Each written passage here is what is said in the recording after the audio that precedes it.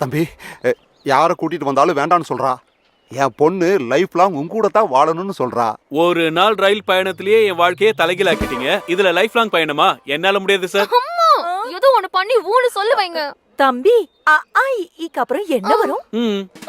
Hello hello, இந்த மாதிரி மொக்க போட்டு என்ன ஏமாத்தலான்னு பாக்காதீங்க. நீங்க இவ்ளோ கெஞ்சறதால பிரசாத் சார், உங்களுக்கு தெரிஞ்ச ஒரு நல்ல ஆர்மி பையன்.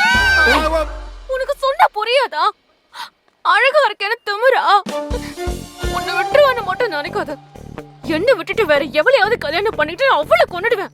உன்னை விட்டுட்டு என்ன வேற எவனுக்காவது கல்யாணம் பண்ணி கொடுத்தா நான் அவனையும் கொன்னுடுவேன். உன்னை எனக்கு பிடிச்சிருக்குடா.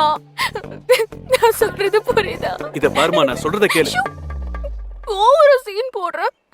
நீ சீன் போட்டாலும் பரவாயில்ல, அழகாதான் இருக்க. உன்ன மாதிரி ஒரு பையன் never before ever after. பாவம், நல்ல பொண்ணாதான் தெரியுறா.